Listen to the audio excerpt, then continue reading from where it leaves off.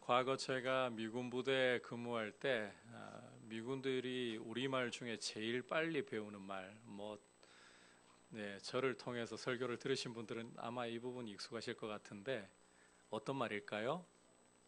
빨리 빨리 빨리 빨리 이래요. 그만큼 우리는 빨라야 직성이 풀리는 것 같습니다. 음식을 주문해도 빨라야 되고 조금이라도 배달이 늦어지면 언제 옵니까? 독촉 전화를 하죠. 인터넷도 초고속으로 빨라야 되고 뭘 하든지 간에 느리고 더딘 것을 참아내지를 못하는 것 같습니다. 그런데 이게 일상생활에서뿐만 아니라 우리의 믿음 생활에서도 마찬가지인 것 같습니다. 예수 믿고는 곧바로 창세기 12장에서 22장으로 건너뛰기를 원해요.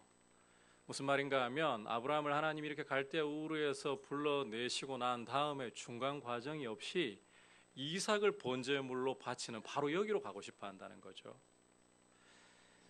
하지만 믿음은 그렇게 아무런 과정도 없이 건너뛰어서 한순간 어른의 믿음을 가질 수 있는 것은 아닙니다.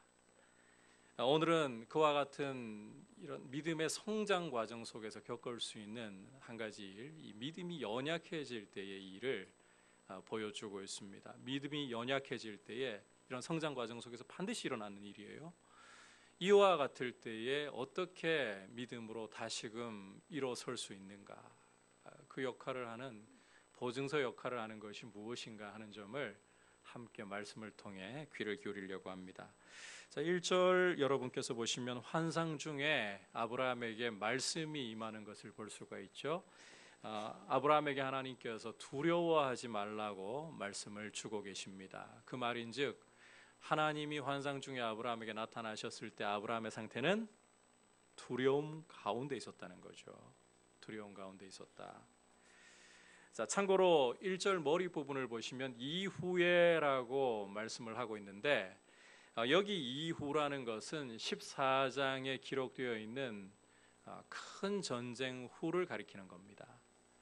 14장으로 잠시 눈을 돌려서 보시면 소돔과 고모라 지역 5개 왕들의 동맹과 그리고 메소포타미아 지역 4개 왕들의 동맹이 이 소돔 고모라 인근에서 격돌을 하거든요. 팔레스타인 땅에 큰 전쟁이 도래한 건데 이 소돔과 고모라 지역 왕들이 메소포타미아 지역 왕들에게 참패를 당하고 맙니다. 그 전쟁에서 패배하니까 이 소돔과 고모라에 살고 있던 사람들이 포로로 잡혀가고 재물들은 모조리 전리품으로 노략당해 가는 이런 형편에 처하는데 이때 누가 포로로 끌려가느냐? 바로 아브라함의 조카인 롯이 포로로 끌려갑니다. 이 소식을 아브라함이 전해 듣고는 롯을 건지기 위해서 집에서 길리운 사병 318명을 이끌고 이 메소포타미아 지역 왕들 굉장히 강력해요. 5개 왕들이 작심하고 동맹을 맺어가지고 싸워보려고 해도 참패를 당했던 천하무적이라고 해도 이 당시에 과언이 아닐 정도의 강력한 왕들의 동맹인데 이 왕들을 가신 318명을 이끌고 단까지 추격해가지고는 격파해버렸어요. 자, 이렇게 위대한 승리를 거두고 아브라함이 돌아올 때 소돔 왕이 아브라함을 찾아와서는 하는 말이 사람은 내게 돌리고 재물은 당신이 취하라. 사람은 나한테 다 돌려주되 재물은 당신이 다 취하라. 자, 그런데 이 고대 근동 지역 문화로 볼 때 이런 제안은 엄청난 무례를 저지르는 것입니다. 전쟁에서 어떤 사람이 승리를 거둘 때 그 사람은 이 전쟁의 이 포로들뿐만 아니라 재물까지도 모조리 다 차지할 수 있는 그런 권리가 있어요. 그런데 소돔 왕이 아브라함에게 찾아와가지고는 사람은 나한테 다 돌리고 자기가 한 게 뭐가 있다고요. 전쟁에서 치고 포로로 안 잡혀간 것도 다행이지. 그런데 이렇게 위대한 승리를 거두고 오는 아브라함에게 사람은 나한테 다 돌려주고 재물은 당신이 취해라. 굉장히 무례하고 뻔뻔한 제안을 한 겁니다. 이런 제안을 받았을 때 아브라함은 소돔 왕에게 나는 당신의 재물 중에서 실오라기 하나 내 손에 취하지 않겠습니다. 그러니까 이런 말을 하는 거예요. 당신이 나를 치북해 했다라는 말은, 나한테 도움을 조금이라도 보탰다는 말은 아예 1도 듣고 싶지 않습니다. 이 모든 나의 승리, 이 모든 영광은 멜기세덱 왕이 축복한 데서 드러나지만 하나님이 나한테 다 주신 것입니다. 아브라함은 이렇게 하나님께 승리를 그리고 영광을 다 돌려드리기 위해서 소돔 왕의 제안을 이런 지하에 거절해 버렸어요. 당신이 나한테 뭔가 보탰다는 말은 1도 할 수 없습니다. 하나님이 이 승리, 이 영광 나한테 다 허락해 주신 것입니다. 자, 아주 믿음으로 멋있게 행동한 거예요. 사실 전쟁에서 그렇게 크게 이겼으면 사람 재물 다 차지해서 아브라함은 그 지역의 실세가 될 수 있는 그런 귀한 기회를 맞이한 거예요. 하지만 그걸 다 박차버리면서 내 승리, 내 모든 영광 하나님이 주신 겁니다. 믿음으로 정말 멋있게 행동한 거예요. 자, 이렇게 믿음으로 하나님께 모든 영광을 돌려드리면서 멋있게 행동을 했다. 그 다음에 여러분 이제부터 좀 실제적으로 말씀을 보셔야 돼요. 사람 마음에 어떤 기대, 어떤 심리가 올라올까요? 내가 이렇게 하나님을 위해 멋있게 믿음으로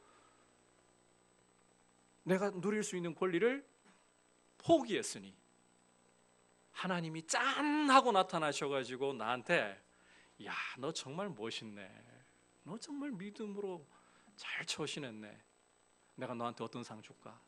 말만 해. 내가 다 채워줄게. 이렇게 하셔야 되지 않겠습니까? 이런 기대 심리가 사람의 마음에는 은근히 올라올 수가 있습니다.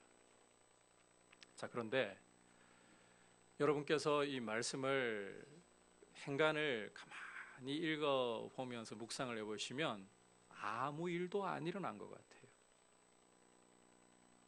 아무 상도 안 주어진 것 같아요. 기대와는 달리 이렇게 멋있게 하나님 앞에 믿음으로 행동을 했으면 하나님이 기대를 좀 채워주셔야 될 것 같은데 기대와는 달리 하나님이 아브라함에게 아무런 상도 아무런 칭찬도 따로 주시지 않은 것 같습니다.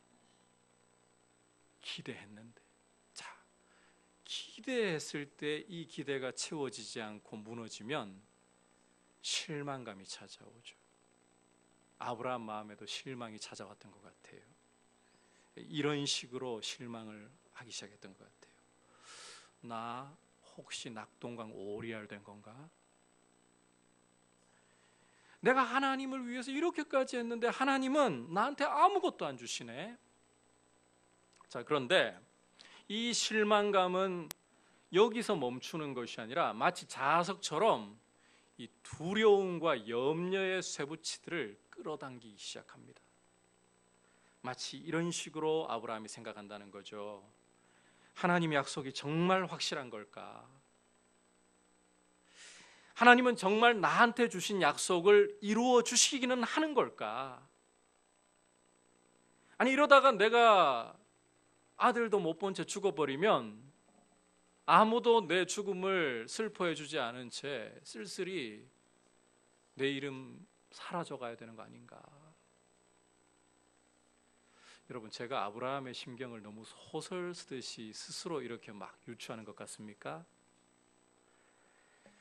이어지는 하나님의 말씀과 아브라함의 대답을 들어보면 그렇지 않다는 거 여러분께서 충분히 발견하실 수가 있을 거예요. 자, 하나님께서 아브라함에게 두려워하지 말라라고 하는 말씀 다음에 주시는 말씀을 보면 나는 너의 방패이고 너의 지극히 큰 상급이다. 자, 그때 아브라함이 이렇게 대답을 하죠. 함께 2절 3절 한 목소리로 읽어보겠습니다. 시작. 아브라함이 이르되 나는 자식이 없사오니 나의 상속자는 이 다메섹 사람 엘리에셀이니이다. 아브라함이 또 이르되 주께서 내게 씨를 주지 아니하셨으니 내 집에서 길린 자가 내 상속자가 될 것이니이다. 자, 하나님께서 아브라함, 내가 너 잊어버리지 않았다. 나는 너의 방패이고 너에게 큰 상급이야. 너 전리품 하나도 취하지 않았지? 원어로 보면요, 내가 너의 전리품이 되어줄게.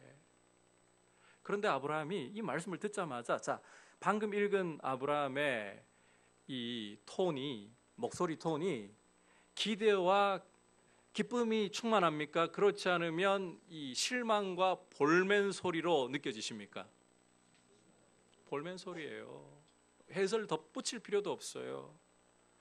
볼멘 소리를 하고 있는 거예요, 하나님께. 핵심이 이거예요. 저 자식이 없잖아요. 하나님 주신다더니 안 주셨잖아요. 이러고 있는 거예요. 자, 간단히 말해서 하나님은 약속만 하시고 그 약속 이루어 주실 생각도 하지 않고, 그러니 이제는 내 팔 내가 흔들어야죠. 후계자 내가 내 방식대로 이어갈 수밖에 없잖아요. 이러고 있는 거예요. 아브라함의 기대가 실망감으로 바뀌고, 이 실망감이라는 자석이 두려움과 염려라는 쇠붙이까지 끌어당겨가지고 덩치를 부풀렸다는 거예요.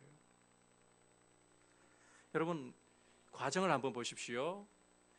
처음에는 하나님께 모든 영광을 돌리려고 했는데 상으로 돌아온 게 아무것도 없어요. 기대했던 것이 채워지지 않고 와르르, 그러니까 이 기대는 실망감으로 모습을 바꿉니다. 그런데 실망감으로 모습을 바꾼 채 가만히 있느냐? 아니에요. 온갖 두려움과 염려라는 이 쇠붙이들을 끌어당겨가지고 덩치를 불려버리는 거예요. 이게 아브라함 마음에 일어난 일이라는 거예요. 사실 이게 아브라함에게서만 볼 수 있는 모습이 아니라 우리 마음속에도 얼마든지 일어나는, 자주자주 일어나곤 하는 일입니다. 여러분, 우리의 기대가 무너질 때 우리 마음속에는 이 기대가 실망으로 바뀝니다. 실망이 실망으로 머물러 있고 그 문제에 가만히 멈춰 있는 게 아니라 온갖 주변 염려들을 끌어모아요. 두려움들을 끌어모아요. 그리고는 세상이 마치 다 무너질 것처럼 걱정해요. 이 사람의 모습이에요. 이게 우리의 마음의 모습이에요. 제가 한 가지 예를 좀 더 들어드리면 아마 이 부분이 좀 더 실감나게 이해가 되실 것 같습니다. 여러분께서 민수기 21장으로 잠시 시선을 돌려보면, 이제 이스라엘이 광야 거의 40여 년의 세월을 다 보내고 가나안 땅으로 가까이 접근할 무렵입니다. 에돔이라는 지역을 통과해야 수월하게 이 가나안 인근까지 접근할 수가 있어요. 그런데 에돔 땅을 지나가려고 하는데 에돔 왕이 죽어도 허락을 안 해줘요. 모세가 사람을 보내가지고 우리가 길로만 곱게 통과를 하고, 인근은 사막이거든요. 그러니까 이 에돔을 통과해야 길이 좋은 건데 길로만 곱게 통과를 하고 절대로 아무것도 안 건드릴 겁니다. 심지어 물도 우리가 다 돈 내고 사 마실 테니까 걱정하지 말고 우리 통과할 수 있도록만 허락해 주십시오.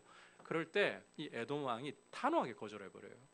너희 이스라엘 우리 땅 칠 때 발도 못 딛는다. 그래서 이스라엘이 이 우회를 해가야 됩니다. 사막길이라고 했잖아요. 길 때문에 굉장히 불편해지는 거예요. 힘들어지는 거예요. 자, 그래서 이 길 때문에 마음이 상하기 시작합니다. 에돔만 그냥 잘 통과하면 가나안 가까이 이르는데 또 돌아가야 돼요. 길 때문에 마음이 상하기 시작하는 거예요. 기대가 실망감으로 바뀌었어요. 자, 그런데 이 기대가 실망감으로 바뀌었을 때 뭘로 문제가 출발했습니까? 길이죠. 이걸 그냥 쭉 통과해 버려야 되는데 돌아가야 돼요. 길이잖아요, 문제가. 뭘 가지고 불평을 하는가? 여러분께서 민수기 21장 5절 제가 읽어드릴 텐데요, 귀를 한번 쫑긋 세우셔가지고 잘 들어보십시오. 백성이 하나님과 모세를 향하여 원망하되 어찌하여 우리를 애굽에서 인도해 내어 이 광야에서 죽게 하는가? 이곳에는 먹을 것도 없고 물도 없도다. 우리 마음이 이 하찮은 음식을 싫어하노라 하며. 자, 여러분, 무슨 문제가 발단이 되었습니까? 길 문제. 이 에돔길만 지나가면 편안하게 가나안에 접근할 수가 있어.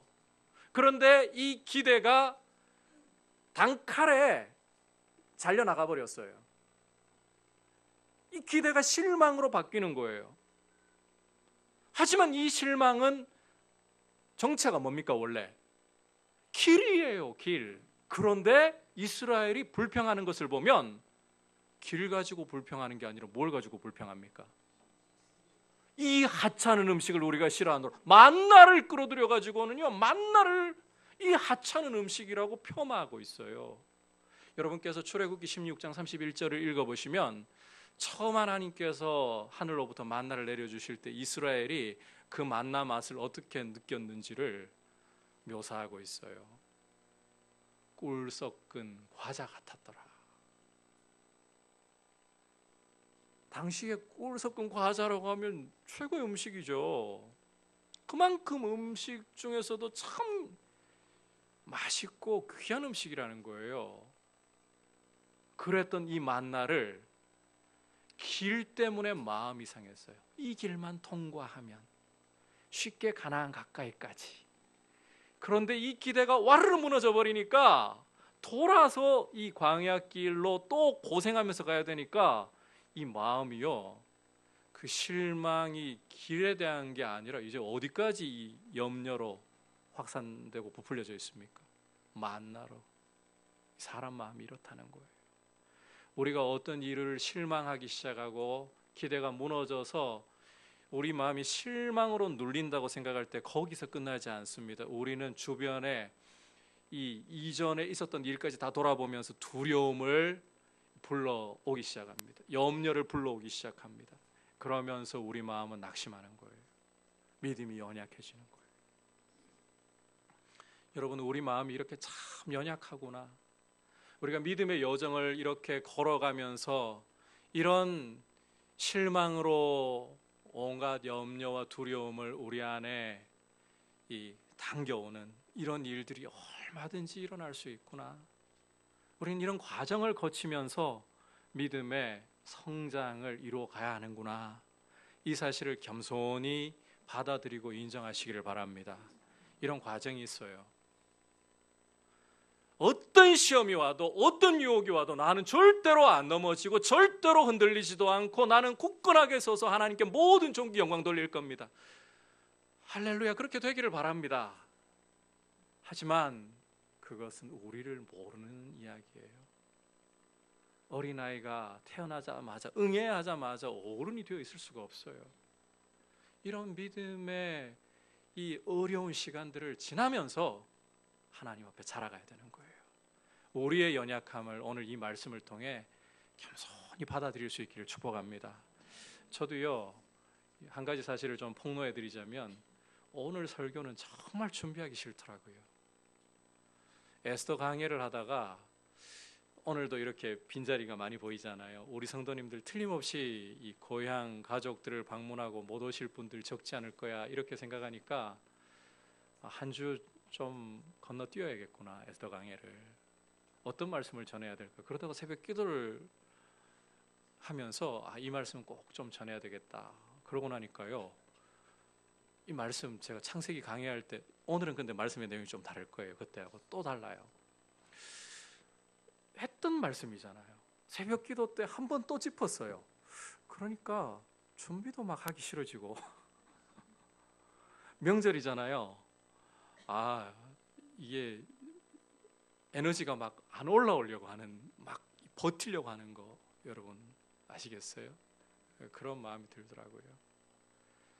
사람 마음이라는 게 그렇게 믿을 만한 게 못 돼요. 사람 마음이라는 게 이 강건하게 서서 절대 안 흔들릴 거예요. 그럴 수 없습니다. 여러분, 우리의 마음이 참 이렇게 연약하고, 이 앞에 13장과 14장의 아브라함의 모습을 보면 얼마나 위대한 믿음을 계속해서 보이고 있는지 몰라요.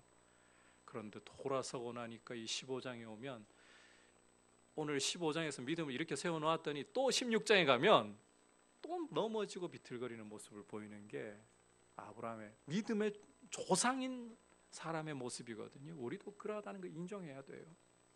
여기에서부터 우리가 출발해야 돼요. 믿음의 이 성장 속에는 연약해서 이렇게 주저앉는 것 같은 시간이 올 수 있다. 그게 우리이다. 여러분, 겸손하게, 그래서 절대로 나는 안 넘어질 거야 라고, 용기는 좋아요. 그러나 주여, 나는 넘어질 수 있는 참 연약한 사람입니다. 이것 인정하면서 갈 수 있기를 바랍니다.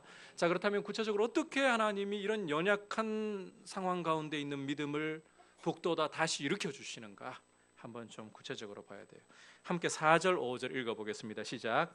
여호와의 말씀이 그에게 임하여 이르시되 그 사람이 내 상속자가 아니라 내 몸에서 날 자가 내 상속자가 되리라 하시고 그를 이끌고 밖으로 나가 이르시되 하늘을 우러러 무뼈를 셀 수 있나 보라. 또 그에게 이르시되 내 자손이 이와 같으리라. 자, 기대가 실망으로 바뀌어버리고 실망이 부풀려져서 두려움과 염려로 가득 찬 이런 투덜거리고 있는 아브라함에게 하나님이 어떻게 하시는가? 호통을 치실 법도 할 것 같은데 전혀 호통 치시지 않습니다. 여러분, 여기에서 한 가지만 좀, 오늘은 여기에 초점을 두려고 하는 게 아니기 때문에 길게는 말씀 못 드리고 간단하게만 좀 말씀드리면, 아브라함은 안 믿으려고 하는 게 아니라 믿음이 약해진 겁니다. 약해진 겁니다. 안 믿으려고 작정한 게 아니라 믿으려고 하는데 믿음이 흔들리고 약해진 경우입니다. 이러니까요, 하나님이 호통 안 치십니다. 오히려 아브라함의 손을 이끌어가지고는 밖으로, 장막 밖으로 이끌어내시는 거예요. 그러더니 자, 밤하늘을 좀 올려다봐. 그 시간이 밤이잖아요. 성경 읽어보시면, 15장 읽어보시면 밤이잖아요. 아브라함 눈에 밤하늘이 보이기 시작합니다. 하늘을 올려다보지 않았으니까, 이 실망하고 있으면 땅만 자꾸 쳐다보죠. 하늘을 올려보지 않았으니까. 그런데 이 올려다보는 밤하늘에는 은하수 강이 흘러가고 있어요. 빼곡히 찬 별들이 금세 쏟아질 것 같기라도 하듯이 그렇게 빛을 비추고 있어요. 잠시 아브라함이 넋을 잃고 그 아름다운 광경에 빠져 있는데 하나님의 음성이 들려오기 시작합니다. 마음속에 들려오기 시작합니다. 아브라함아, 너 저 별들을 셀 수 있니? 내가 너의 자손을 저와 같이, 저 별들과 같이 셀 수 없게 만들어 줄게. 하나님이 믿음이 없다고 아브라함을 나무라시는 게 아니라, 너 왜 흔들렸느냐고 책망하시는 게 아니라, 믿음이 연약해질 때에 오히려 아브라함에게 눈을 들어 밤하늘을 바라보며 별들을 바라보며 너의 자손이 별들과 같이 많아질 거야. 셀 수 없을 정도로 많아질 거야. 시각을 통해, 시청각을 통해서요, 믿음을 세워주시고 보증서를 주고 계신 거예요. 자, 그런데 여기서 끝나지 않아요. 여러분께서 7절 말씀을 보시면 하나님은 한 걸음 더 나아가서, 지금 투덜거린 게, 하나님께 투덜거린 게 무슨 문제였습니까? 자손의 문제였죠. 한 걸음 더 나아가서 말씀드리지도 않았던 가나안 땅, 내가 너와 너의 자손에게 이 가나안 땅을 전부 기업으로 줄게. 참 좋으신 분이죠. 자, 그런데 여기에서 이제 아브라함의 반응을 우리가 좀 주목해 봐야 됩니다. 우리 8절 함께 읽어보겠습니다. 시작. 그가 이르되 주 여호와여, 내가 이 땅을 소유로 받을 것을 무엇으로 알리까? 자, 아브라함이 하나님께 드리는 말씀을 보면 하나님의 말씀에 이렇게 반응을 해도 되나? 소위 이런 거예요. 말씀만 좀 하지 말고 보증서 좀 내놓으세요. 이 말을 하고 있는 거예요. 하나님, 말씀만 하지 말고 보증서 좀, 그냥 말씀만 받아가지고 제가 뭘 알 수 있습니까? 보증서 좀 내놓으세요. 보증서. 이러는 거예요. 그러니까 하나님께서, 자, 또 어떻게 하시는가? 이때 진짜 하나님이 보여주시는 반응이 참 충격적인데, 우리 함께 9절부터 11절까지 말씀 다시 읽어보겠습니다. 시작. 여호와께서 그에게 이르시되 나를 위하여 3년 된 암소와 3년 된 암염소와 3년 된 수량과 산비둘기와 집비둘기 새끼를 가져올지니라. 아브라함이 그 모든 것을 가져다가 그 중간을 쪼개고 그 쪼갠 것을 마주 대하여 놓고 그 새는 쪼개지 아니하였으며 솔개가 그 사체 위에 내릴 때에는 아브라함이 쫓았더라. 자, 이 말씀이 복잡한데 간단하게 설명하면 이거예요. 내가 언약식을 통해서 나한테 보증서 줄게, 이 말씀인 거예요. 이 언약이라는 것은 약속과 비교할 수 없을 정도로 아주 강력한 구속력을 지니고 있는 약속이라고 이해하시면 됩니다. 어느 정도로 강력한 구속력을 갖고 있느냐? 이 죽음을 담보로 할 정도로, 생명을 담보로 할 정도로 강력한 구속력을 갖고 있는 약속이 바로 언약이라는 거예요. 자, 고대 근동의 언약식을 잠시만 좀 살펴보고 가는 게 도움이 될 텐데, 고대 근동에서는 두 사람이 언약을 맺을 때에 이 짐승을 둘로 쪼갭니다. 유혈이 낭자겠죠. 그 사이로 언약을 맺는 두 사람이 지나가면서 선언을 하는 거예요. 만약에 이 약속을 어길 시에는 이 쪼개진 짐승과 같이 나도 쪼개져도 마땅하다, 이렇게 저주를 선언하면서 가는 거예요. 이게 고대 근동의 언약식이에요.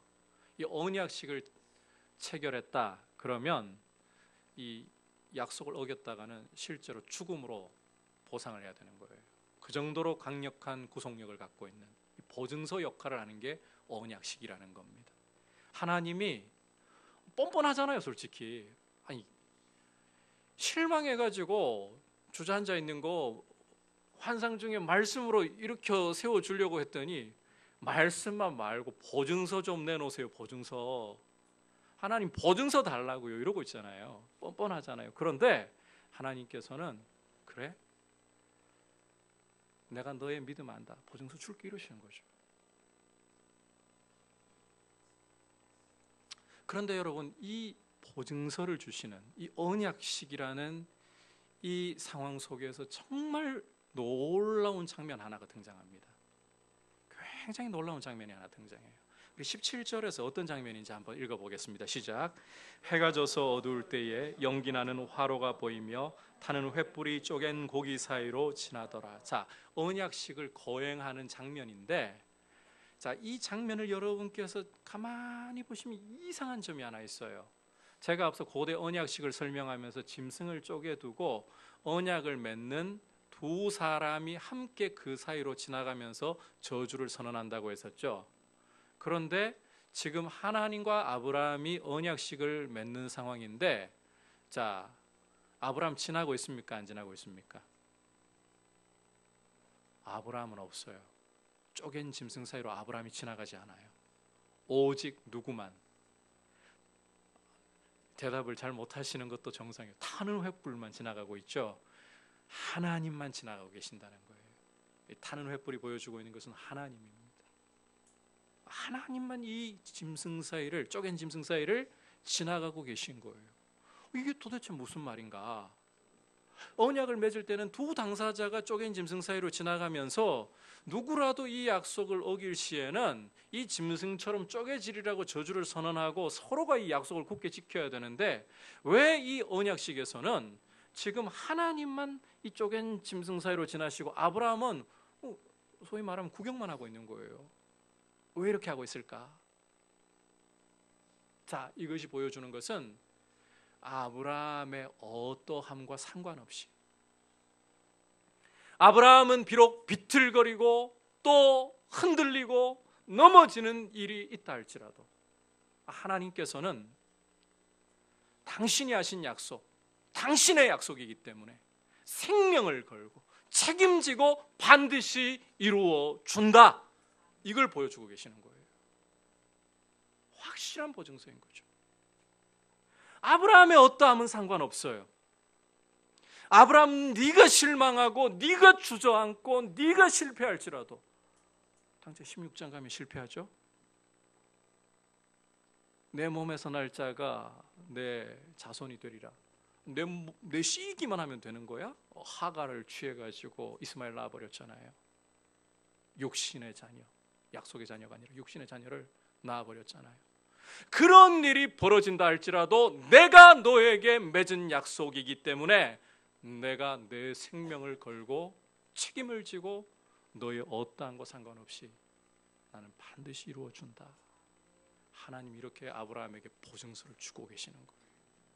여러분, 오늘 이 말씀에서요, 사실은 제가 이 말씀 부분 드릴 때 답을 드리고 시작을 했어요. 아브라함 믿음이 어떻게 일어나고 있습니까? 답은 간단합니다. 따라합시다. 하나님이 일으켜 주시는 거예요. 아브라함이 뭔가를 해서 일어나는 게 아닙니다. 여러분, 이 사실을 주목하셔야 돼요. 아브라함이 뭔가 일어나려고 시도하고 몸부림쳤기 때문에 일어난 것 아닙니다. 아브라함의 실력과 아브라함의 능력으로 일어난 것이 아니라 하나님이 찾아오셔서 하나님이 아브라함과 이 맺은 약속을 이루어 주시려고 찾아오셔서 아브라함의 연약함을 붙잡아 주시고 아브라함을 일으켜 주시고 아브라함의 믿음을 강건하게 보증하고 세워주고 계시는 겁니다. 여러분, 한마디로 하나님 은혜인 거예요. 우리 믿음이 일어설 수 있는 것은 우리 실력이라고 생각하면 안 돼요. 우리가 믿음을 가지기 시작하게 되고 또 믿음이 자라가는 이 과정을 겪으면서 내가 뭔가를 열심히 했기 때문에, 내가 기도를 열심히 하고 내가 말씀을 열심히 보고 내가 봉사생활을 열심히 하고 훈련 받으라는 거 받고 이렇기 때문에 믿음이 세워지고 자라가는 거 아닐까? 일면은 맞을 수가 있어요. 그러나 뿌리로 들어가 보면 우리의 실력이 아니라 누가? 하나님이 하시는 일이라는 거예요. 여러분, 우리의 믿음이 약해질 때 우리의 믿음을 잡아 일으켜주고 우리의 믿음을 세워주시는 분은 하나님이신 줄 믿으시기를 바랍니다. 아브라함에게 여러분, 이 믿음이 약해졌을 때 아브라함을 불쌍히 여기시고 찾아오셔서 호통치지 않으시고 안 믿으려고 한 게 아니니까, 믿으려고 하는 가운데 약해진 거니까 오히려 위로의 손을 내미시고, 아브라함이 투정 부리니까요, 그 투정에도 보증서까지 주시면서 내가 너 책임져 줄게. 하나님이 하시는 거예요. 하나님. 혹 이런 생각이 들어오는 분이 계실지 몰라요. 참 마귀가 우리 마음을 가만히 두지 않거든요. 아브라함이라서 그런 거 아닐까요? 아브라함이니까. 여러분, 이런 표현 싹 여러분의 마음에서 삭제를 하셔야 돼요. 아브라함이니까, 다윗이니까, 바울이니까. 따라합시다. 나도, 나 같은 사람도, 하나님은 나 같은 사람도 동일하게 아브라함처럼 찾아오셔서, 여러분, 아브라함이 하나님 먼저 찾아간 게 아니라 하나님이 먼저 찾아오셔서 아브라함을 일으켜주셨죠. 우리의 믿음이 연약해질 때, 우리의 마음이 무너질 때 하나님이 먼저 찾아오셔서 우리의 믿음을 일으켜주시고 낙심해서 확신으로 세워주시고 하나님이 이 일을 하시는 줄 믿습니다. 나와 같은 사람이라도 동일하게 하시는 줄 믿습니다. 여러분, 그 증거가 무엇이냐? 바로 예수 그리스도입니다. 하나님은 로마서 5장 8절에서 이렇게 말씀하잖아요. 우리가 아직 죄인 되었을 때, 쉽게 말해서 예수를 알기도 전에, 믿기도 전에 여전히 죄 가운데서 하나님과 원수가 된 상태에서 독생자를 십자가에 내어주심으로 사도 바울이 이렇게 말씀합니다. 우리에 대한 하나님의 사랑을 확증하셨느니라. 십자가는 하나님이 여러분을 얼마나 사랑하고 얼마나 귀하게 여기고 여러분을 하나님이 포기하지 않으신다는 확증입니다. 십자가의 독생자도 아끼지 않고 주실 만큼 여러분을 사랑하십니다. 이 사실을 흔들리지 않고 믿으시기를 바랍니다. 마귀는 이 사실을 틀어버리려고 해요. 나 같은 사람도라고 질문을 자꾸 하게 만들어요. 나 같은 사람이라도 하나님 사랑하십니다. 증거가 예수 그리스도입니다. 믿음이 연약해질 때 하나님이 내게 먼저 찾아오시고 내 손을 잡아 일으켜 주신다는 이 확신을 가지시기를 바랍니다. 나는 예외일 거야? 아니요, 예외 없어요. 하나님이 여러분을 그리스도 안에서 사랑하시고 그리스도 안에서 여러분을 자녀되게 하셨다면 하나님이 먼저 여러분 찾아오시고 손잡아 일으켜 주시는 줄 믿으시기를 바랍니다. 이 확신 가운데 굳게 서세요. 하나님 나를 사랑하셔. 하나님 나를 포기할 수 없으셔. 이 믿음이 흔들릴 때마다 십자가를 바라보십시오. 십자가에 우리 대신 달려 죽으신 예수 그리스도를 바라보고 믿음의 용기를 얻고 담대하게 외치십시오. 나 같은 사람 상관없어. 하나님이 나를 사랑하셔. 사탄에게 그렇게 외치십시오. 예수의 이름으로 잠잠히 입 다물고 있어. 하나님 나 사랑하셔. 굳게 서시길 바랍니다. 마음속에 마귀가 끊임없이, 여러분 이 마귀도 집요합니다. 끊임없이 의심의 화살을 날리면서 여러분을 하나님이 이런 모습 저런 모습 온갖 핑계 다 생각나게 해요. 온갖 실패했던 모습들, 온갖 좌절했었던 모습들, 온갖 죄지었던 모습들 다 떠오르게 해요. 그때 외치십시오. 예수의 보혈로 이 모든 것 덮였어. 끝. 하나님은 나를 정죄하지 않으셔. 끝. 이 성경이 로마서 8장에서 분명히 보여주고 있는 바 아닙니까? 아닌가요? 저만 그렇게 생각하나요? 로마서 8장에서 뭐라고 하십니까? 아들을 우리 대신에 십자가에 내어주시니가 어찌 아들과 함께 모든 것을 은사로 주시지 않겠느냐? 의롭다 하신 분은 하나님이신데 누가 감히 정죄하리요? 그래서 그리스도 예수 안에 있는 자에게는 따라합시다. 결코 정죄함이 없나니. 생명의 성령의 법이 여러분을 죄와 사망에서 해방했는데 하나님의 법정에서 의롭다, 예수의 피를 믿는 여러분을 의롭다, 끝난 거예요. 누가 감히 정죄해요? 이렇게 담대하게 선포하세요. 하나님 나를 사랑하신다. 십자가로 끝난 거예요. 십자가가 증거인 거예요. 여러분 이렇게 굳게 서시기를 축복합니다. 자, 마지막으로 좀 더 구체적으로 그렇다면 하나님이 어떻게 아브라함의 믿음을 일으켜 주셨는가, 이 부분을 조금 더 깊이 생각하고 가야 돼요. 자, 오늘 말씀을 보면서 어쩌면 이런 나름대로의 답답함을 가지고 토로하시는 분이 계실지 몰라요. 목사님, 그래도 목사님, 아브라함은 보니까 하나님이 찾아오실 때 환상 중에 찾아오시던데요. 시청각 가지고 하늘의 별들을 봐라. 시청각 가지고 믿음을 일으켜 주시고, 가장 이게 확실한 보증서 뭐라 그랬습니까? 아까 아브라함에게 언약식. 짐승이 쪼개져 가지고 피가 철철 흐르고 그 사이로 하나님이 타는 횃불의 모습으로 지나가시는 거. 이만하면 야, 이렇게 보여주시는데 누가 안 일어나겠어요? 근데 하나님 나한테 이렇게 보여주시기나 하나요? 아브라함은 환상이라도 있죠. 시청각이라도 있죠. 보증서라도 있죠. 나는 꿈을 꾸면 개꿈만 꾸고 제가 그래요. 제가 꿈을 꾸면 개꿈만 꾸고 환상을 보여주시길 하나. 뭐 증거가 제대로 눈에 보이게 있나. 속으로 이런 분이 혹시 계실까 봐 높아시면서 말씀을 드립니다. 제가 오늘 여러분들에게 이건 단언할 수 있습니다. 정말 단언해 드릴 수 있습니다. 만약 할 수가 있어서 아브라함을 이 자리에 소환할 수만 있다면, 변화산에서처럼요, 아브라함이 이 자리에 내려와서 우리하고 대화를 나눌 기회만 주어진다면 아브라함이 우리에게 이렇게 말하는 걸 들을 수 있을 거예요. 여러분, 내가 그렇게 부럽습니까? 하나님이 환상도 보여주시고 저 별들을 통해서 내 자손이 저렇게 셀 수 없을 정도로 많아질 거야. 언약식을 체결하면서 이런 보증서까지 주시는 게 너무 부럽습니까? 그 다음에 이 말을 반드시 덧붙일 겁니다. 나는 여러분이 더 부러워요. 나는 여러분이 더 부러워요. 이건 제가 보증할 수 있어요. 한 가지 이유 때문에 보증할 수 있어요. 무엇 때문일까? 제 귀에 답들이 들어와서 참 반가워요. 무엇 때문일까요? 성경이에요. 성경이에요. 여러분, 이게 별거 아닌 것처럼 들리죠? 이래서 마귀가 공격에 성공하는 거예요. 여러분, 아브라함에게는 우리처럼 성경이 없었습니다. 기록된 하나님의 말씀이 없었습니다. 아브라함은 하나님을 만나려면 하나님이 찾아와 주실 때까지 기약도 없어요.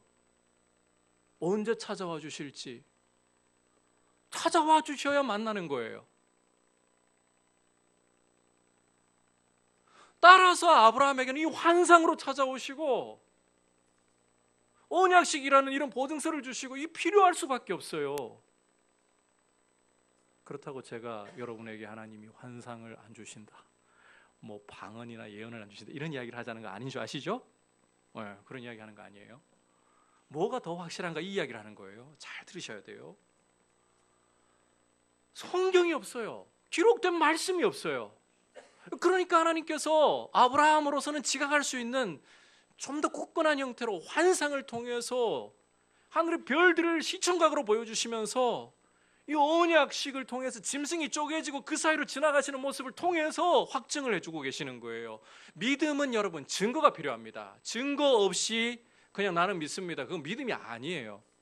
확실한 증거 위에 우리는 서 있는 거예요. 우리 믿음은 흔들 수 없는 증거 위에 서 있는 거예요. 우리에게는 하나님의 말씀이 기록으로, 그것도 완성된 형태로 주어져 있습니다. 얼마나 복되고 얼마나 놀라운 일인지 몰라요. 여러분, 제가 이건 여러분에게 단언할 수 있어요. 어떤 환상이나 어떤 능력이나 어떤 확실한 증거보다도 성경은 더 확실한 줄 믿습니다. 만약에 달아볼 수 있다면, 무게를 달아볼 수 있다면 환상, 예언, 능력, 온갖 종류의 굳건한 이 믿음의 보증들 전부 다 저울에 올려놔도 성경 하나의 무게를 못 이깁니다. 그만큼 성경은 확실합니다. 제가 한 번씩 베드로후서 1장 19절과 20절을 여러분들께 인용해 드리곤 하잖아요. 베드로는 변화산상에서 기도하던 중에 찬란하게 영광 가운데 변화되신 주님을 보았습니다. 목수의 아들이 아니라 그 목수의 아들이라는 그런 보잘것없는 이 외면 속에 감춰져 있던 하나님의 영광이 드러나는 것을 변화산상에서 눈으로 목격을 했습니다. 그리고 하늘로부터 이 구름 사이에서 하나님의 음성이 육성으로 들려오는 것을 들었습니다. 그랬던 베드로가 베드로후서 1장 19절에서 이렇게 말씀하고 있잖아요. 우리에게는 이보다 더 확실한 예언이 있어. 우리에게는 더 확실한 예언이 있어.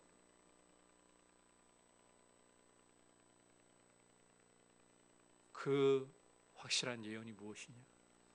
귀로 들리는, 육성으로 들리는 하나님의 음성보다, 눈으로 보는 예수님의 영광보다 더 확실한 예언이 무엇이냐? 20절에서 성경의 모든 예언은, 여러분, 성경에 기록된 말씀은 어떤 환상보다도, 어떤 능력보다도, 육성으로 들리는 하나님의 음성보다도 더 확실한 믿음의 보증서인 줄 믿습니다. 그 확신을 가지셔야 돼요. 이 얼마나 감사한 일인지 몰라요. 여러분, 우리는 하나님이 오실 때까지 기다리려고 할 필요도 없어요. 왜? 예수 그리스도의 십자가로, 여러분 이 표현은 좀 잘 들어보셨으면 좋겠어요. 이미 하늘과 땅이 접속이 되어 있어요. 24시간 365일 끊김없이 십자가로 이 네트워크가 연결이 되어 있어요. 하늘과 땅이 접속되어 있는 거예요. 그리고 이 네트워크를 안정적으로 보증해 주는 분이, 확실하다는 걸 보증해 주는 분이 우리 안에 오신 성령님이에요. 그래서 이제는 하나님이 우리에게 기다려서 찾아오실 걸 원하고 언제 오실까 이럴 필요가 없어요. 아버지 하면 어디예요? 아버지 하면 어디예요? 보좌 앞이에요. 이게 안 믿어지시나? 아버지 하는 순간 보좌 앞이에요. 예수 그리스도의 십자가가 이걸 보증하고 있어요. 성령께서 이걸 보증하고 있어요. 하나님의 말씀이 이걸 보증하는 거예요. 여러분, 아버지 기다릴 필요가 없어요. 이미 예수의 십자가로 하늘과 이 네트워크가 확실하게 연결되어 있고, 성령께서 끊김없도록 확실히 보증하고 계시고, 아버지라고 부를 때에 이미 하늘 보좌 앞에 여러분이 서는 줄 믿습니다. 그리고 성경을 펼쳐서 이 말씀을 읽는 순간 우리는 보증서를 보고 있는 거예요. 제품 좀 괜찮은 제품 여러분이 샀다 그럴 때 그 안에 뭐부터 확인합니까? 보증서가 있나 없나, 그죠? 그리고 문제가 생기면 뭘 가지고 나서야 돼요. 보증서. 우리 믿음의 보증서는 바로 성경입니다. 그래서 여러분, 하나님께서요, 기도하다 보면, 또 우리가 복음을 전하다 보면 필요할 때 환상이 보이기도 하시고, 방언이 우리도 모르는 사이에 터지기도 하고, 때로는 기도한다고 손을 올려서 예수의 이름으로 기도하는데 병이 떠나가 버리기도 하고, 필요하면 능력 옵니다. 은사 옵니다. 이것은 여러분 믿음과 상관없어요. 이건 기능이에요. 하나님이 복음을 위해서, 교회를 위해서 주시는 기능이에요. 은사 가지고 여러분의 믿음의 척도를 이야기하시면 안 돼요. 필요할 때 얼마든지 주실 수 있어요. 그런데 우리 믿음이 자라가기 위해서, 이런 보증서를 가지고 견고하게 서기 위해서 하나님이 무엇을 주셨다? 성경을 주셨다. 이 성경이, 그래서 사탄은 할 수만 있으면 여러분이 성경 못 펼치게 만들어요. 성경의 가치를 훼손시켜요. 어떻게 훼손시키냐? 책일 뿐인데 뭘. 그 안에 하나님의 말씀이 담겨 있어도 하나님의 말씀에 그 살아있는 역사하는 능력을 생각하지 못하게, 책인데 뭘. 그러나 우리 안에 계시는 성령님의 도우심을 의지하고 이 책을 펼쳐서 그 말씀을 읽기 시작할 때에, 아버지라고 부를 때에 이미 보좌 앞에 여러분 서 있는 줄 믿습니다. 아버지의 이 보증의 말씀이 여러분의 믿음을 세워나가고 잡아주고 견고하게 만들어 나갈 줄 믿습니다. 그래서 말씀 위에 서 있는 신앙은 갈수록 견고해집니다. 여러분, 하나님의 말씀과 함께, 올해의 표어가 우리 형통한 삶이잖아요. 형통한 삶은 성경이 어떻게 말씀하느냐? 뭐라고 말씀합니까? 말씀과 함께 하는 삶이죠. 말씀과 함께, 주님과 함께. 고난이 없는 삶이 아니에요. 그건 형통한 삶이 아니에요. 고난이 찾아와도 하나님의 말씀 때문에 하나님과 동행하면서 그 고난 가운데서도 믿음으로 승리하는 삶, 이게 형통한 삶이에요. 이런 멋진 모습으로 여러분들 믿음이 자라가시길 축복합니다. 오늘 아브라함을 통해 이 믿음이 연약할 때 어떻게 도움이 오는가? 우선 우리가 참 믿음이 연약할 수밖에 없는 사람들이라는 것을 인정하고 들어가야 돼요. 한순간의 어린아이에서 이 장성한 분량으로 뛰는 게 아닙니다. 건너뛰는 게 아닙니다. 그 과정 속에 믿음이 연약해질 때가 찾아옵니다. 그럴 때에 누가 우리 믿음을 일으켜 세우신다고요? 하나님이. 나 같은 사람도 일으켜 세우신다. 이 표현 잊어버리지 마세요. 나 같은 사람을이 아니라 나 같은 사람도라고 말씀하십시오. 그리고 거룩한 말씀 앞으로 나아가 아버지라고, 보좌가 여러분 앞에 펼쳐져요. 이 말씀을 붙들고서 이 말씀의 보증서 가운데서 아버지와 굳건하게 믿음으로 서가는 사람으로 붙잡혀 있도록, 쓰시도록 그렇게 드리시길 축복합니다. 같이 말씀을 생각하면서 찬송가 374장 함께 주님 앞에 고백드리겠습니다.